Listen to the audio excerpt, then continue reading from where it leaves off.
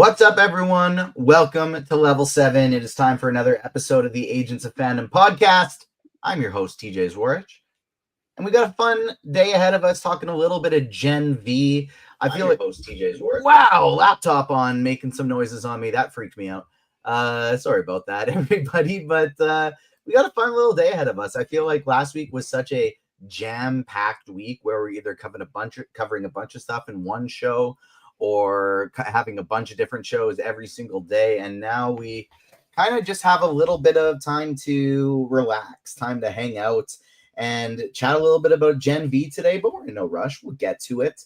Before we do, I, of course, have to introduce my co-host and good friend, Damon Gray. How you doing, Damon? Hola. How are you today, TJ? I'm doing well. I'm doing well also. I've had kind of two basically almost full days off in a row, and so I've just been we'll might as well kind of segue this into, we'll get into it more on what you're watching, but I've been doing a PTA, Paul Thomas Anderson marathon. I've watched 8 of his 10 movies in the last couple weeks, and then I finally got to see one battle after another yesterday. And so really, really enjoyable week of movie watching and kind of relaxing after a busy week before. And now, since, my other duties have to do with fantasy football, as we get closer to the weekend, that's when my work week starts getting busy. And so Monday, Tuesday are kind of my time to just chill. And so I'm doing pretty well. How have you been? You're entering your time to chill now. Kinda. Kinda. Yes and no. It's been busy, but hanging in there, doing as much as I can, watching as much as I can, which is not much, and reading as much as I can, which is also not much, but it is, as I said, as much as I can. Before we get into anything, make sure if you're watching us live or after the fact, hit the like button if you're watching us on YouTube, subscribe, hit the notification bell so you don't miss out on our upcoming content, like the Comic Corner every Thursday, like our Peacemaker shows every Friday. And I just got something in the works today where we're going to have some Marvel Rivals content dropping on the YouTube channel as well here for season 4.5, introducing Daredevil. And we're going to get some early gameplay footage with a bit of a review for the new season that we're going to be able to drop here on the YouTube channel. So stay tuned for that. If you are a fan of Marvel Rivals, subscribe wherever you get your podcasts. Leave us a nice little 5-star rating and review. And then make sure you follow us on socials at Agents Fandom on TikTok and Twitter, Agents of Fandom everywhere else. Damon, you've been busy, so I don't expect it to be much, but what you've been watching, what you've been reading? Not watching a whole lot. I'm gonna be honest. I have been watching a little bit of Buffy the Vampire Slayer. Okay. Let that be a tease for something coming on the channel later this month. I'll leave it at that. I have been reading a lot of my Nightwing compendiums that I have behind me, which is the original run that started back in like the 90s, 2000s, all the way back there, pre-New 52, essentially. So been going through those just because I have them. I was like, let's just start digging through them. And those things are chonky and a pain in the ass to read because of how just like big it is. It's literally attempting to read an encyclopedia with how large this book is. It's a little annoying in that regard. I have been playing, and let me give you a very short review of this. I love my Nintendo Switch 2. I very much enjoy it. I think it is an upgrade in almost every single way. One of the biggest tests, though, for me is sports games. Can a Switch 2 run a good sports game, whether it be Madden or NBA 2K, or in this case, not FIFA? It's called EAFC now. Who cares? Can it run it? Technically, yes. It can run it. Can it run it well? Fuck no. They told me when I saw reviews, like, yeah, run 30 FPS. I'm like, all right, I can live with 30 FPS. This shit is not 30 FPS. It's like 20. It chugs. And I was like, well, maybe it's only in handheld it runs kind of shitty. No, even docked it runs kind of shitty. It makes no sense to me, considering some of the games that the Switch 2 does run in 60 FPS, or at least like 40 or higher type of thing, like over 30 FPS. Makes no sense why like a soccer game runs as crappy as it does. So hopefully they fix that, because it ain't fun. And the fact that they charged a full price of a game for it, joke. So anyway, maybe Well, if it makes you feel any better, playing 2K and Madden on the PS5, while it may look better, sure, not much better. These games have not improved in what feels like a decade now, and so it's been a disappointment playing the sports games recently, and it makes me oh so happy that we are one sleep away. Less than that, it's about 10 hours away from Ghost of Yotai releasing on PS5. Yes. I can't wait for this game, sequel to Ghost of Tsushima, which I'm in the midst of replaying right now. I'm not going to get all the way to the end because as soon as Yotai's out, I'm not going to finish my replay, then get to it. I'm just going to get to it immediately. But to kind of satiate my anticipation, I've been playing Ghost of Tsushima again. I can't wait for Ghost of Yotai. I'm so excited. And Damon, we'll be getting you back on that PS5 train as soon as Insomniac's Wolverine game comes out, because we, of course, broke down the trailer for that last week. You can find it up on YouTube, wherever you get your pods, and that one looks very, very fun. And like I mentioned, if you are playing some Marvel Rivals, stay tuned. Season 4.5, we will have content coming ahead of its release on October 10th. There's two things I kind of want to highlight that I've been watching. One, I'll talk briefly about One Battle After Another. Got to see that in theaters. Incredible film. Truly a incredible film. Damon, I know you don't get to the theater too much these days outside of Marvel and DC movies, but if you get a chance to see that one in the theater, I would recommend it. It's long, so it's like you do have to, like, it's just under 2 hours. You do have to carve out some time for it. We got so lucky. Ava had a day off. We still had daycare lined up. And so we got to go in the middle of the day on a Tuesday, on a cheap movie day. And so it actually worked out really, really well for us. Great movie, political thriller that starts out as like very aggressively dark political action thriller. And then kind of as time passes, eases into a little bit more comedic, and switches to kind of from the people versus the government to a dad protecting his daughter kind of story. And it's really, really good. Leo DiCaprio is hilarious, weirdly enough, in the second half of this movie. Like, some of his lines just catch me so off guard, and I thought were so, so damn funny. And it's a really, really good movie. I think if I were to, halfway through the year, do some too early awards predictions, I would guess this is the front runner now for Best Picture at the Oscars this year. What I will say is I didn't eclipse Sinners for me. Sinners was still is to me the best movie of 2025 in terms of pure enjoyment, because I'm a geek, because I love the superhero stuff. I would say it's probably fifth for like my favorite movies of the year. Thunderbolts, Fantastic Four, Superman, because I love that stuff so much. I still enjoyed that more, I think. But in terms of critically, I would call it my second best movie of the year. It didn't quite eclipse Sinners. And in terms of favorite movies of the year, I would go Sinners, Fantastic Four, Superman, Thunderbolts, and then One Battle After Another, which, funny enough, like, I think Thunderbolts was probably the best superhero movie of the year, but it was my third favorite just in terms of pure enjoyment. The other thing I've gotten a chance to watch, and you can find my review up on agentsofandom.com, and that is Chad Powers, the new series on Disney Plus and Hulu. Damon, I know, like, we were discussing this one in advance.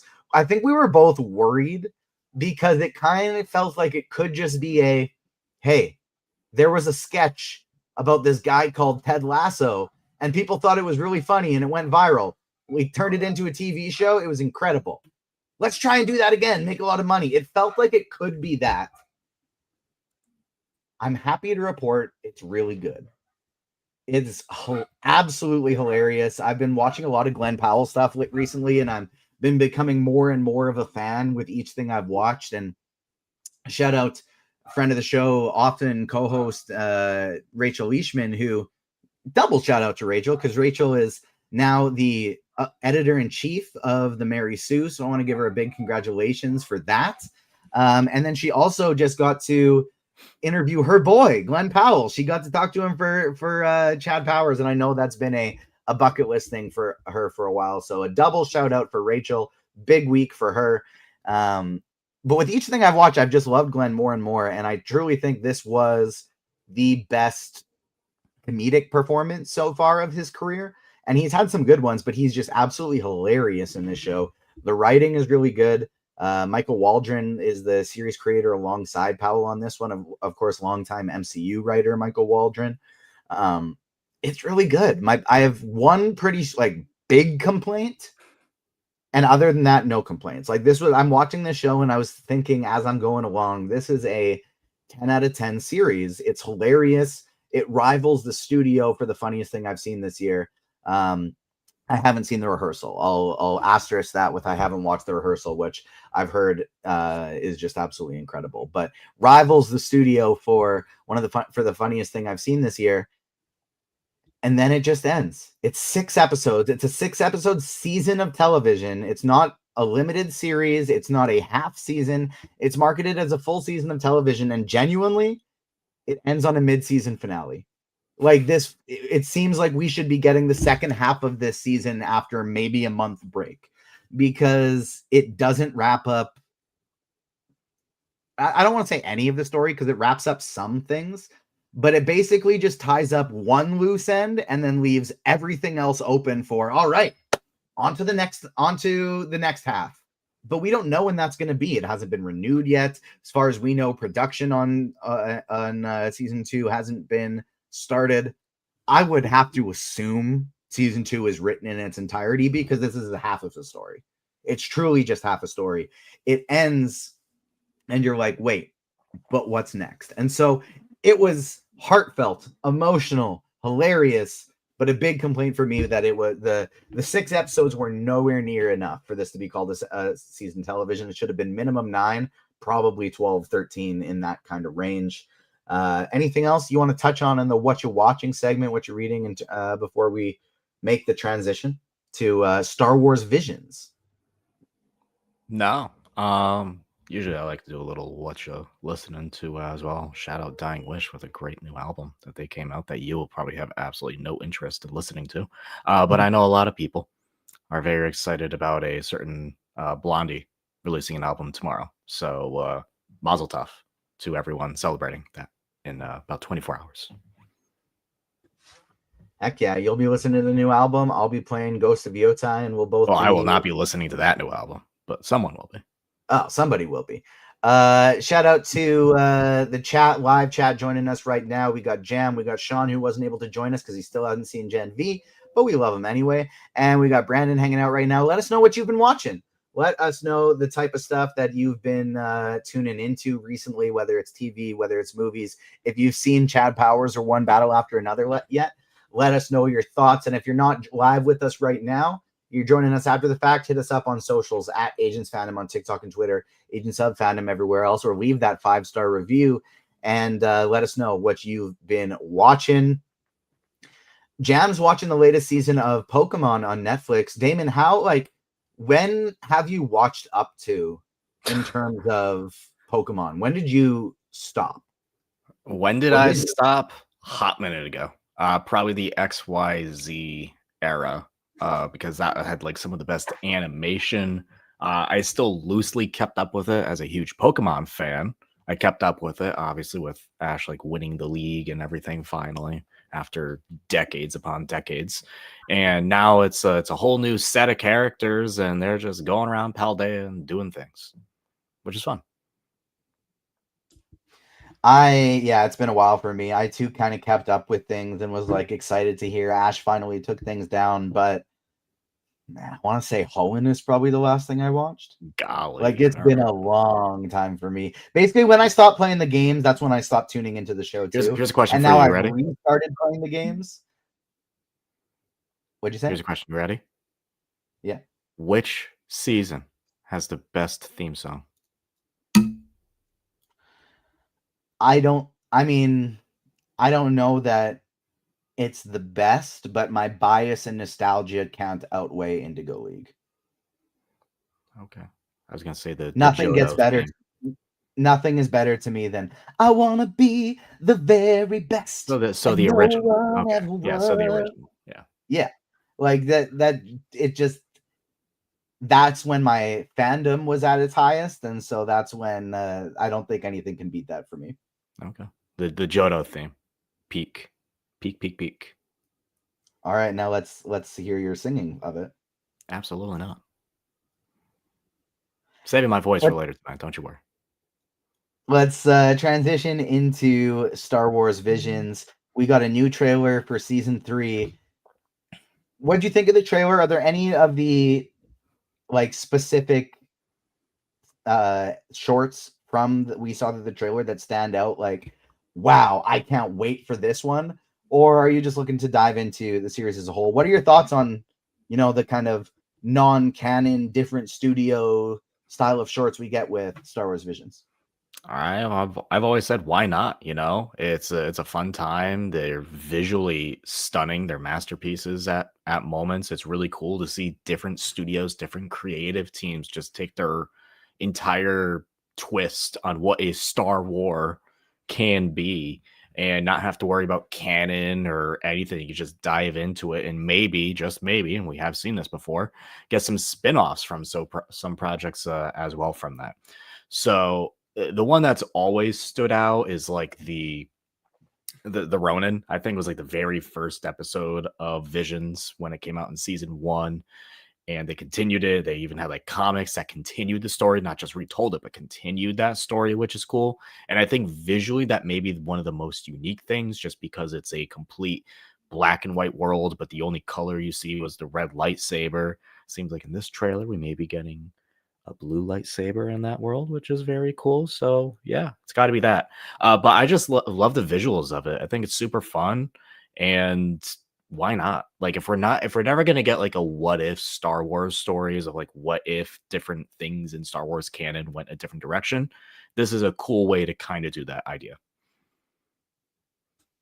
I agree with you there. And I'm always kind of torn of I think the idea is so cool. I love getting to see these different stories. My favorite part is getting to see the different animation from the different studios. I think it's all incredible.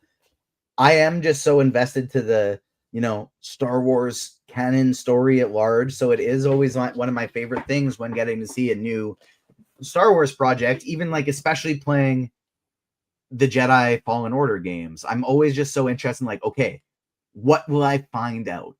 What is the new aspects of this time frame in the story that I will learn today? That's always a very exciting part of Star Wars for me. And so this not having that does dampen it a slight amount, but I am still really excited for it. Like I'm going to watch it within the first couple days of release, assuming I'm unless I'm the one getting screeners and reviewing it, then obviously early. But I am excited for this show to come out, and I'm most excited, I think, to see the continuation of The Village Bride with Karen Fukuhara, who is, of course, Kimiko in The Boys, which we are switching things up to next as we transition to Gen V in that universe. But I love getting to see favorite characters from a universe swapping to do something else in another universe that I love. That is always a very exciting time for me. Anything else Is on the studio that did Legend of Korra? I know they did a short. I think it was season 2. Are they back for season 3? I actually have no idea, but I'm gonna look into that now. When did season 2 come out? I wonder if I even have seen That's a it. funny thing. I haven't watched season 2. I had no idea it came out. Well, there you go. That's gonna be exciting to dive in. But I wonder if I'd even seen Korra at that point. So I wouldn't have even noticed the studio thing. That's surprising. Interesting. Anything else on Star Wars Visions, or feel free to transition us to initial thoughts on Gen V as I write some timestamps down here. Yeah, so I'll just go right into Gen V just because I wasn't here last week, and I still think this show's pretty good. I think the first 3 episodes, at the least, like episode 3 or whatever it was, I like ended on such a cool note and made me really excited for the season. And now we're starting to get into that time in a season like The Boys or Gen V where you're just, it's not as exciting every week, but it's still neat. They're digging way deeper into the Boys roster of characters than I expected them to. It seems like we're getting like a quote unquote cameo per episode. And I don't know how I feel about that anymore. I genuinely don't know how I feel about that anymore. Just because sometimes they'll introduce a character not as a gag, but now it's part of a story, it seems like. And for those who didn't watch The Boys and have only watched Gen V, you may be completely lost who that character is and why they're important. And I think they haven't done a great job in that regard. Now, you can assume that people are going to be like, oh, well, if you watch Gen V, you obviously watch The Boys too. Sure. But I kind of forget things sometimes. It's been a while since that last season of The Boys came out, and I see character and I'm like, you look oddly familiar. I don't remember much about you. We watch a lot of things, and you're not really explaining it that well. It's just like you're expected to know. I'm like, oh, all right. This was when first reviews came out. This was one of the biggest criticisms of the new season. And for me, it's not a criticism because I love the connectivity. I love that these shows are important to each other. For me, that's a plus. But with only one season left to go for The Boys, season 2 of Gen V does a lot of world building for that. And not just world building, but storytelling, setting up the final season of The Boys. And you're gonna need to watch both to understand the totality of the other. More, you're gonna have to watch Gen V to understand the final season of The Boys, I think, than you'll have need to have watched The Boys for Gen V. Because as it goes, I do think they do a fairly good job of, limiting the story to what it is, as long as you know the general what's going on in The Boys. But that was, I think, the biggest spoiler-free criticism of the early reviews that came out was this is very much turning into a season of The Boys and not just the Gen V story. And I'm starting to feel that more and more as the episodes go on. So I do agree with that criticism. I haven't read anything, by the way. I don't read reviews or. Yeah, you didn't even read my Chad Powers review when you asked me, hey, how's this show? And I was like, come on, man. I literally spent hours writing about it. Or I could just text you and you could tell me. You could at least spend 2 minutes reading about it after I spent 2 hours writing about it. So it feels more and more like these episodes that are going on, the overall saga of The Boys is more important than the characters of the show. And I felt that the most in this new episode this week.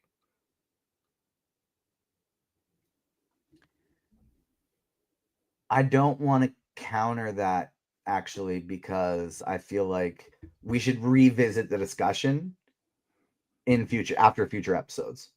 Okay.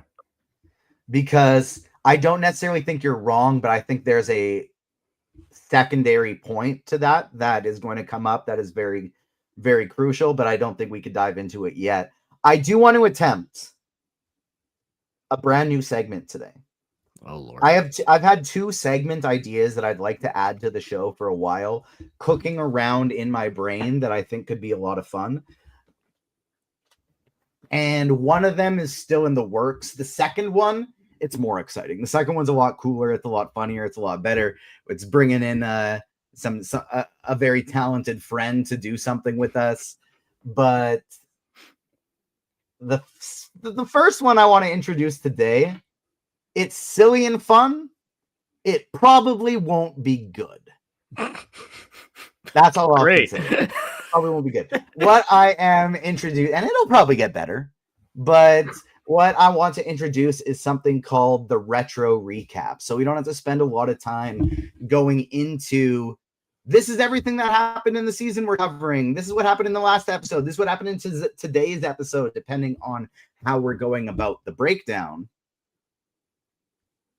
I would like to introduce a retro recap where in each show we were going to have a different style of recap. So sometimes that may be a 90s trailer style recap with a very deep voice and a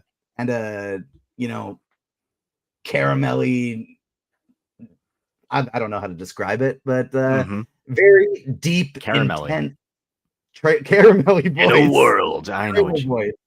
Yeah, I know what you mean. Sometimes it may be a whisper, a little. Oh Lord, ASMR recap. ASMR recap.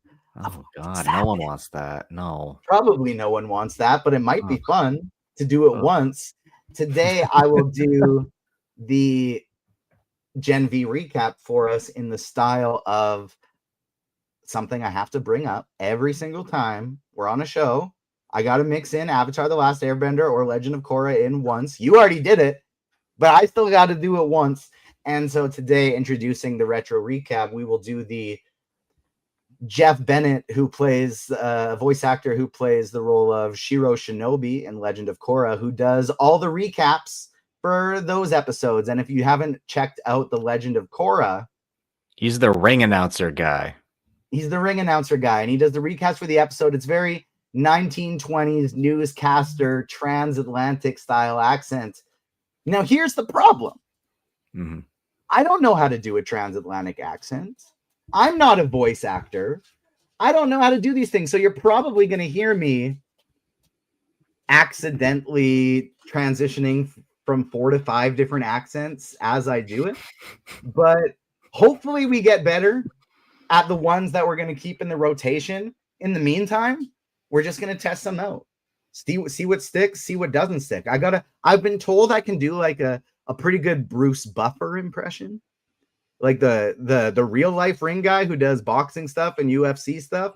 And so maybe I'll whip one of those out and introduce our show in that way. I don't know, but we're gonna call it the retro recap because usually they're gonna be things that have come from the past, and we're gonna test it out. Maybe it sticks, maybe we like it, maybe we don't. But last week on Gen V, the gang is finally back together as Marie, Jordan, and Emma and Kate are reunited to take on the dangerous Dean of God U, Cypher. Just as it looks like the squad is the upper hand, Cypher unveils his powers and regains his edge.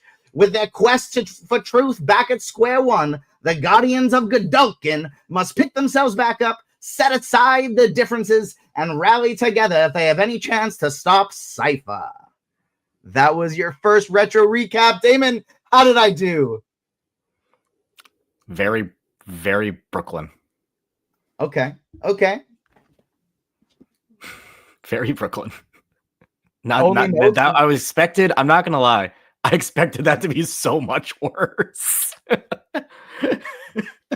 So it wasn't the worst I've ever heard. It wasn't great, but good job.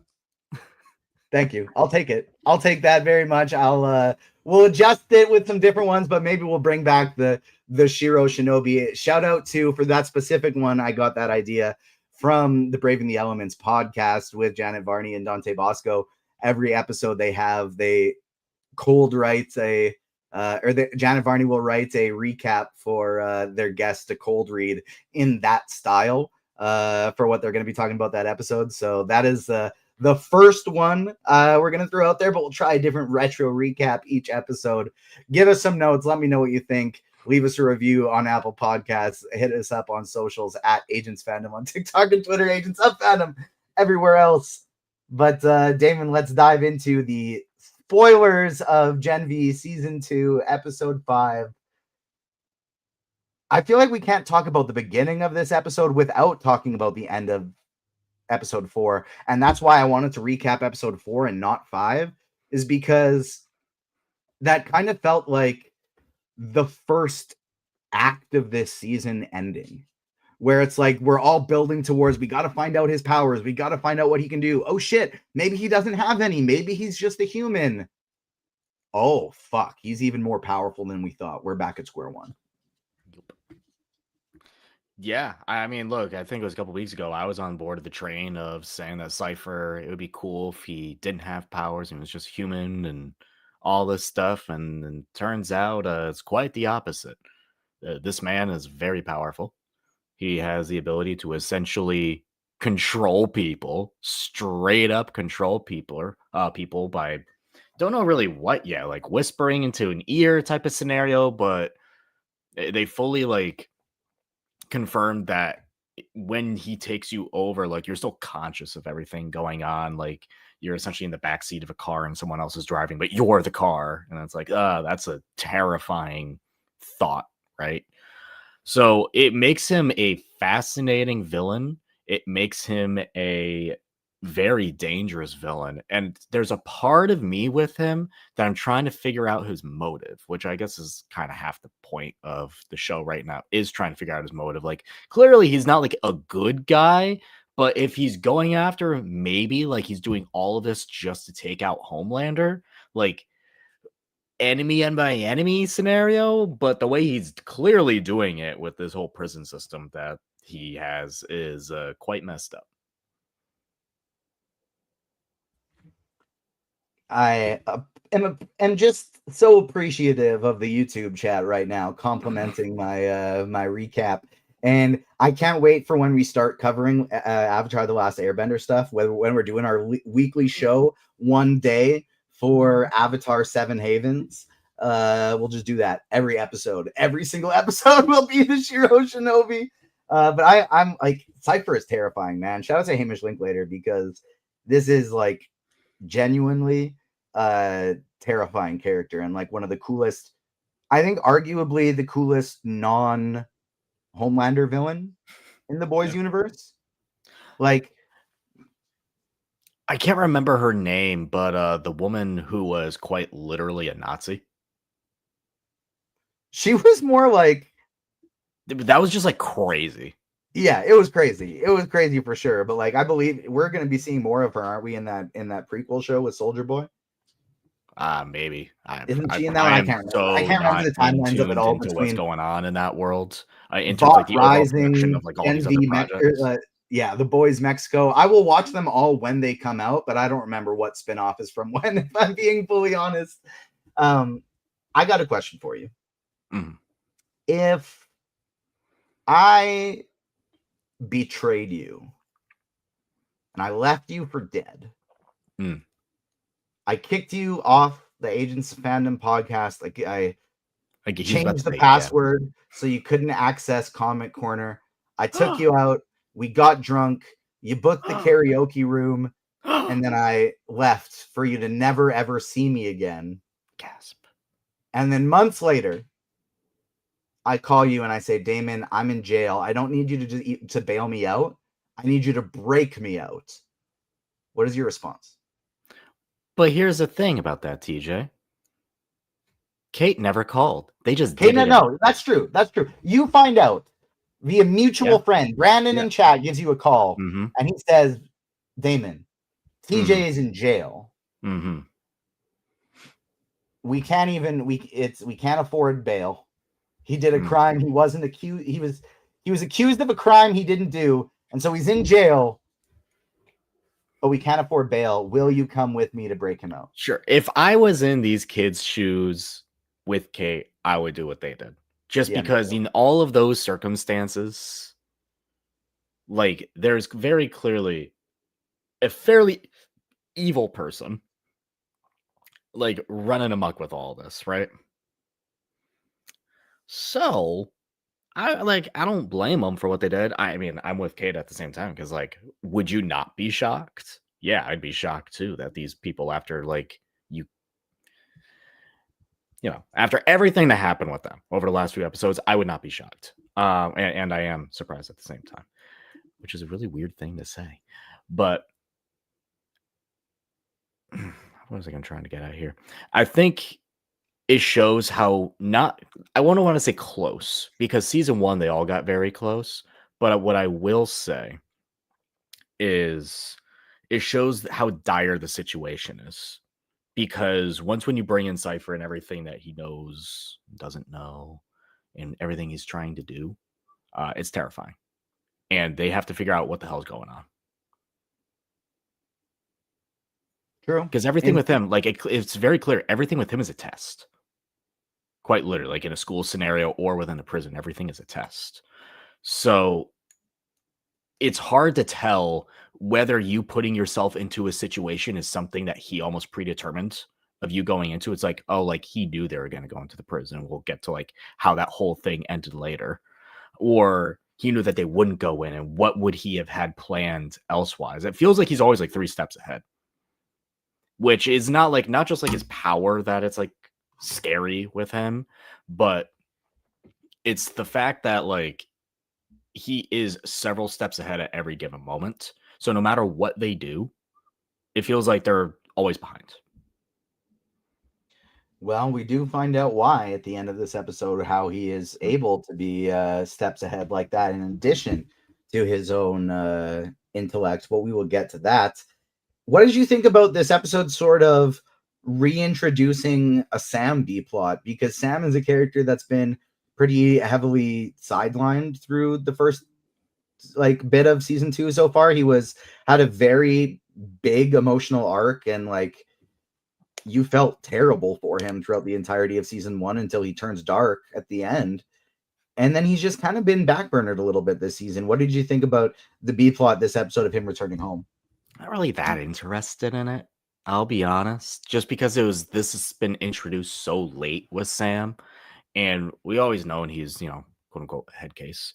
But I'm not really like that interested like what's going on in his home life unless it somehow turns around and affects the main plot. Because this really just feels like we need to find a way for Sam not to be involved in the other group.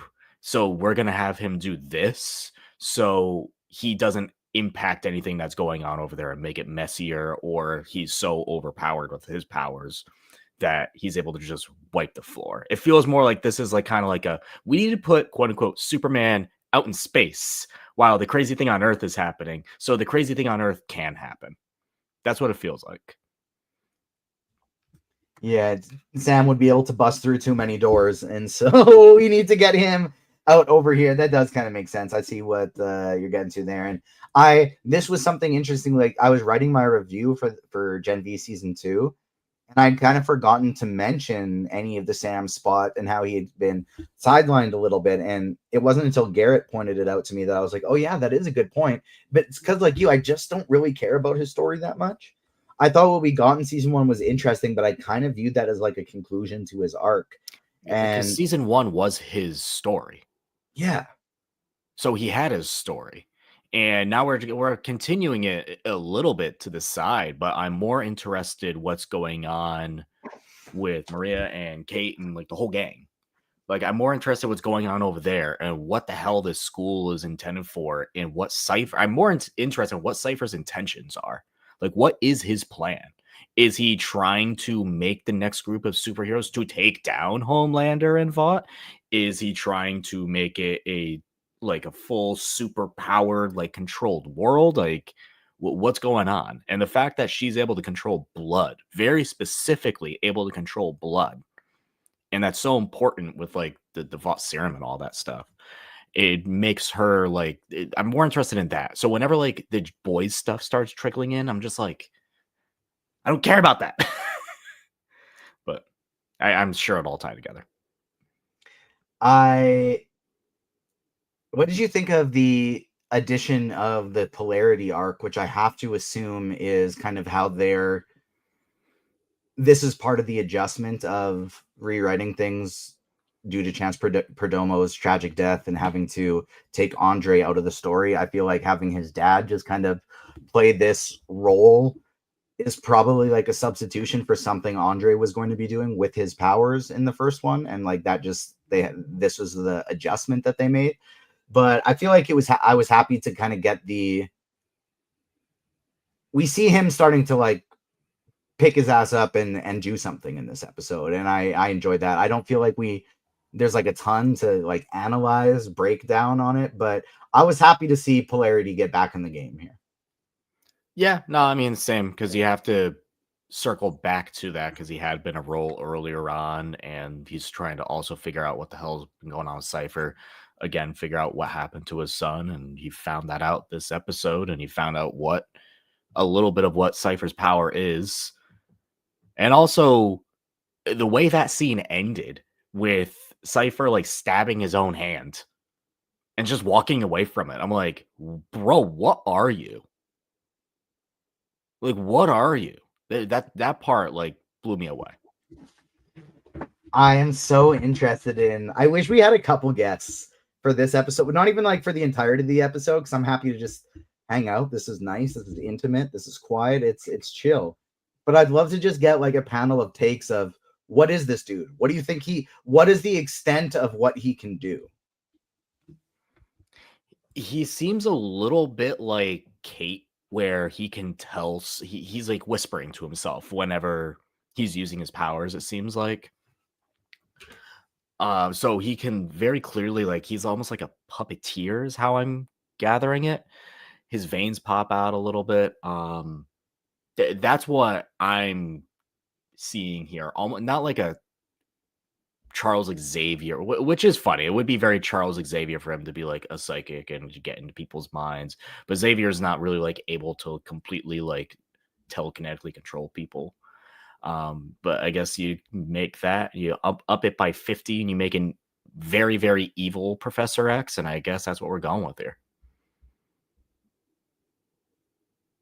I can't wait for everybody to see how his story unfolds. But there's two kind of big major reveals at the end of this episode. One I want to talk about first is Annabeth. She's here. She's locked up at Elmira alongside Marie and her friends. And then, like you said, everything with Cypher is a test. Take me through, because this is the most interesting part of this episode for me. What your thought process of is, she opens the cell door. She sees Annabeth. She's fucking dead. Yup. And we get to finally see the full extent of, not the full extent, but beginning to see like the true nature and power of Marie's abilities. I feel like we all like it just took the scene from the first season with her where she was able to heal a wound and straight up able to like severely heal a wound, because when she walked in, it was like, oh shit, she dead. And I was like, oh man, he's gonna like make her go nuts. But the fact that she is able to bring her bring her back to life is crazy. And I think it's the whole thing is just crazy. I was kind of at a loss for words when it came to that. So when it comes to like her whole powers and stuff, it's I feel like I'm rambling, but we get to ramble when there's only two of us. That's the the more the better. Well, it's obviously the whole thing was a test, and we knew it immediately. The second, like, they're very easily able to get out of the prison cells. And like there's one guard and then there's no guards. And I'm like, all right, in this high capacity place that we saw Cypher with like all of these dozens and dozens and dozens of cameras everywhere. I'm like, how is there not one other person? I have a staple in my head. That'll do it. Well, that was just to create like a level of like harm and whatever.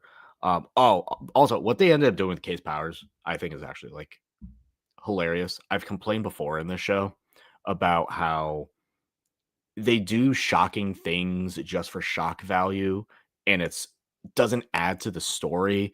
And I'll go to the very first scene in this episode that I won't dive into because I'm just like, what the fuck? Like, what is it? Like, why? Just why? But what they did with her powers is just funny, where it's like she can kind of control them and kind of get what she wants, but no matter what, the people she touches just like kill themselves. Like they just, whatever she asks them to do, it's like, yeah, I'll do that, and I'll stab myself in the eye with the key. I'll let you through the gate, but I'm gonna fuck a gnome, and I'm gonna fuck a garden gnome in the process. Yeah, like there's just like a level of like, oh, okay, so they are a little busted, but they're busted in a funny way. That's where it's like, to me, like the shock value can be funny and well done, and it's not like extraordinarily over the top. But to go back to Annabeth, I was like, oh shit, he has her. And then I was like, oh shit, she dead. And the whole thing is, obviously, he said, it's very clearly a test. And to show how much her powers, like, she hasn't really fully tapped into yet. And he says it when he's there. He's like, clearly the school isn't working. I got to put him in a high stress environment. I have to Deadpool them, essentially, from the Deadpool movie. And look how good of a teacher I am. I just had to put you in a really stressful situation. I knew you had it the whole time, right? And it's like, just had to kill your sister and make you revive her back from the dead. And now all of a sudden you know how to use your powers a little bit better. Yeah, see? Oh, I'm such a great Maybe teacher. Practical it's teaching. yeah, very like almost like Magneto-esque too, of like, I'm going to get you to feel the full extent. You're not in Charles's school anymore. Now you're gonna do some now you're really gonna test the limits of your powers. I thought it was an incredibly thrilling way to kind of level up her powers. I love a power leveling up scene, and I thought this was a really interesting way to do it. I'm happy that her sister survived, and it really, the more I see of Marie leveling up, it just makes me feel like the boys' final season is going to end with her doing what Aang did to Ozai at the end of Avatar: The Last Airbender. She's going to be standing over the dude, and she is going to bloodbend all of that V out of his body, and he's just going to be left there flopping like a regular old human, and everything he has ever hated, he's going to become. That's I can't help but feel like that's going to end. But that wasn't the only big reveal this episode, Damon. And I feel like the other one you weren't a huge fan of, if I'm reading between the lines, and that is Sister Sage, the genius intellect, the smartest smartest person in the boys' universe. She was by Cypher's side. She's helping him stay 3 steps ahead, orchestrating this plan alongside him. What do you are you shipping Sister Sage and Cypher? What did you think of this reveal? Care about shipping. Never cared about shipping. Hate the word shipping. That's where like I was my earlier rant is kind of going back to, because you introduce a character from the boys universe from the last season who was very important in the last season, and it was a character I'm like, you're interesting, but I still don't quite get why you're doing what you're doing. And you bring her into this show and you give like no backstory on her to any person who either A, has never watched The Boys, or B, has watched that season of The Boys, but it's been so long ago, like I almost completely forgot what her power was. And we're just like, yay! Like there's no added layers of context to this. And I think that was done pretty poorly. I'm not gonna lie. Personally, I think that was done pretty poorly. I think with her helping out Cypher, it makes sense on how he's able to stay so many steps ahead. But it also goes back to like what his power is he controlling her in a way to be able to do this? I don't know. I wouldn't imagine so, because she's so smart that she wouldn't allow that to happen. But it goes back to again what his whole goal here is. Find out in future episodes when we are breaking down Gen V next week and the week after and the week after that for the final 3 episodes of this season. We'll also have later this week the Comic Corner on Thursday morning. We'll have our Peacemaker discussion at 5 p.m. Eastern time on Friday as well. I can't wait for these final 2 episodes of Peacemaker and the reveals that they are going to be putting in place for us, potentially setting up future DCU projects. Damon, any final thoughts from or theories from Gen V before we start getting out of here? I think Cypher's going to be the whole, see, I'm a good guy, I'm just trying to take down Homelander or something like that. I have a feeling that's the direction that it's going in, but doing it in a very twisted and evil way. That is my theory. I still like the show. I wish it's just focused more on our group, more on our quote unquote X lads. Just because that's the gang that I like in this show. And when we did the recap of the first 3 episodes, it's what I said, and why I enjoyed the show more than The Boys was because I just like these characters more. I find them more compelling. And when we are completely turned away from that and moving into the Boys plot to essentially just like Book of Boba Fett, quote unquote, our way over into a new season of The Boys, it's like, oh, I feel like I'm being used here with my characters just to like lead us up to that. And I'm like, I understand that the 2 stories converge with their whole history and everything, but I just wish it was less about the Boys plot and just more about what's going on with Marie and everyone. Totally valid critique. That is an aspect of the show that I enjoy. We're just kind of on polar opposite side of that. That bringing in that story, bringing in that connectivity is an aspect of the show that I really like. Like, to me, it's still, I kind of get that the purpose of like the Sister Sage stuff is almost feels like it's shock value for the people that are really invested in the boys. And you know what? That's me. That's me. And so when it happened, I was like, oh shit, here we go. They're coming together. And it did get me pretty excited. But like I said, we'll be talking more Gen V next week. We'll be talking Peacemaker on Friday. Damon, what is coming up on the Comic Corner tomorrow morning? Oh man, what books do we have tomorrow? Or technically today, because I'll be going to my comic shop immediately after this. We have our 1 year anniversary of the Absolute Universe. It's called Absolute Evil. It's where we get all of our absolute villains, and they're starting to slowly cross over into one another. And we get our introduction to Absolute Green Arrow, Oliver Queen. I know several people who are very excited to see Oliver Queen in the Absolute Universe. No, people, he is not like a Dark Soul level demon from the Absolute Batman universe. He is still just a dude, which I enjoy. We'll also be talking about the second issue of Matt Fraction's Batman, because everyone was yapping up that first issue. Absolute Superman, and sticking with DC, they have a huge event coming out in a couple weeks. There's the first, essentially a prelude issue coming out. It is called Justice League, the Omega Act.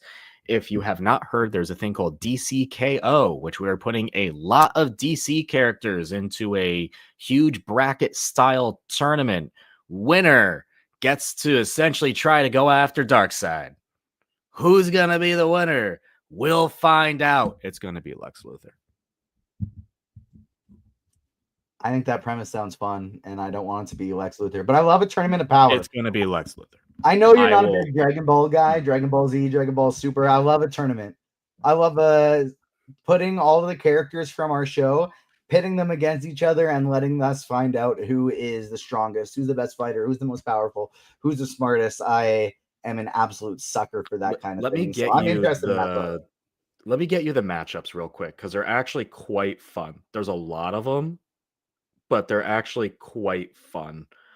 We have Superman versus Giganta, Captain Atom versus Power Girl, Guy Gardner versus Firestorm, Jay Garrick Cheetah, Aquaman versus King Shark, Connor Hawk versus Hawkman, Lex Luthor versus Black Lightning, Etrigan the Demon versus Supergirl. That is already, like, I love Etrigan. Yeah, Etrigan's cool. Great. Wonder Woman versus Starro, Lobo versus Plastic Man, Swamp Thing versus Vixen, Cyborg versus Batwoman, Batman versus Star Sapphire, Red Hood versus Damian Wayne. We all know Dick Grayson's just going to be sitting back and laughing when that's going on. Zatanna versus Barda, and Harley Quinn versus Metamorpho. Some interesting matchups, to be sure. Check out the Comic Corner every Thursday for full breakdowns of that and so much more, as Damon just laid out. Like I said, make sure you stay tuned, subscribe, hit the notification bell, and subscribe wherever you get your pods. Here to Agents Fandom, we have some early Marvel Rivals content coming to the channel shortly. Plus, up on agentsfandom.com, we have news, reviews for TV shows, movies, all the latest that have been coming out recently. So check out agentsfandom.com. Check out the socials, check out the pod, check out the YouTube channel, and that'll do it for today's episode. Thank you so much to everyone who joined us. We will see you next time. On behalf of myself and Damon, peace.